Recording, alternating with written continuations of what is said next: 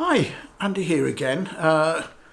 Good morning. It's a nice Sunday morning, so it's sunny. I was going to do this outside, but it's a bit noisy, so I've come in.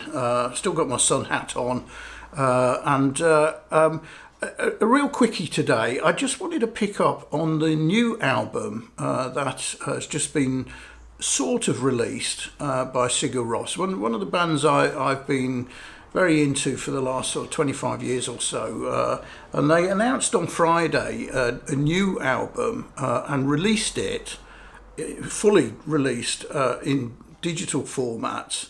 But the physical formats, vinyl and CD, aren't actually released till the 1st of September. So it's sort of like 2.5 months before that. But I have been listening to the full album on a couple of digital formats, and I just thought I'd give my first impressions of it. The album's called Atta, and it's quite a diversion in a way. It's very orchestral. It's recorded with the London, what's it called, the London Contemporary Orchestra, and the band have said that now that they are essentially a three-piece, so keyboards, bass, and guitar, and they've actually decided not to really include or minimal drumming, and I'll come to that in a minute.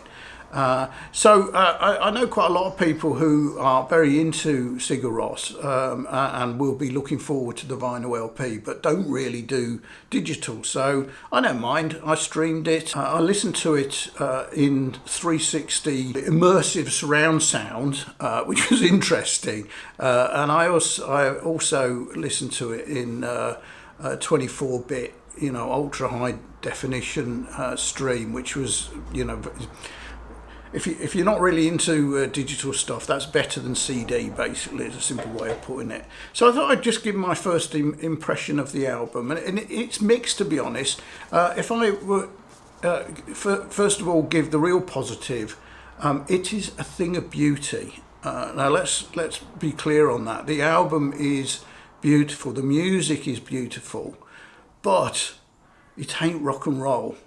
And more to the point, it ain't post-rock. It's very orchestral.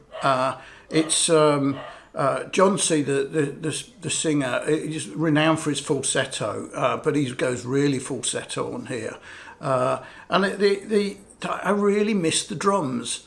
The first three tracks as you go into it are absolutely achingly beautiful as a piece of sort of almost orchestral music, with the vocals being part of the instrumentation, really. And it's not until you get to track 4 where there's any drums come in, and I suspect that they're probably timpani from the orchestra. And there's another track later on, track 7, Gold, which is the other one I really like, and that also has some drums in it, and that probably there lies the story. To be honest with you, I think it's very ambient. It's quite soporific. I think there are quite a few tracks on here which could go onto one of those deep sleep playlists, if I'm honest. The album's not. I mean, when it is released on vinyl, it's going to be a double, but it's not really a full double. It's sort of barely 3 sides worth. It's about 55 minutes, 10 tracks.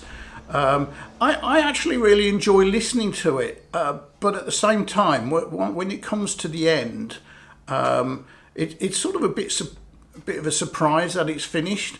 But also, I'm slightly bored with it by then, if I'm honest. It sort of meanders a bit. It's got some real high points in it. There's some great soaring vocals. So, there's a track Gold, which I said is the second one, which actually has some drums, has some amazing soaring vocals on it. So it's very, it's very up and down, but quite long sessions of sort of not really going anywhere.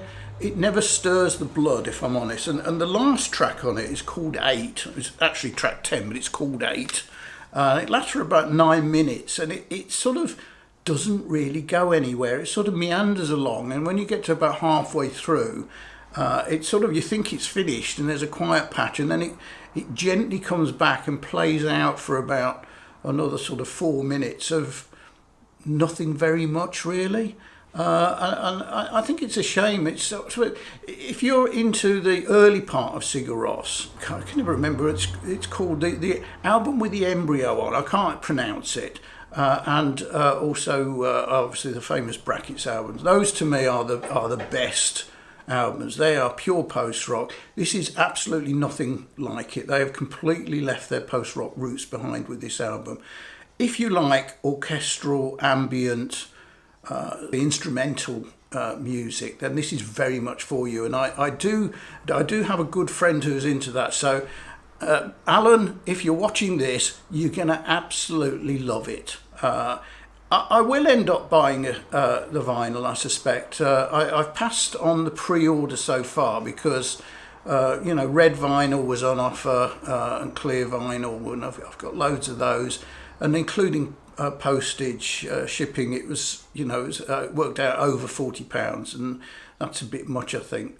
So I will wait for the black vinyl from one of the outlets where I get free postage. Because I'm a mean sod at times as well. So there you go. That's a first reaction from Atta, and it's mixed. I would say, if it had a 5 stars, it's sort of 3/4. In parts it's 4, in parts it's 3. Just a little bit too soporific for me, even though it is still a thing of beauty. So thanks for watching. See you next time. Cheers.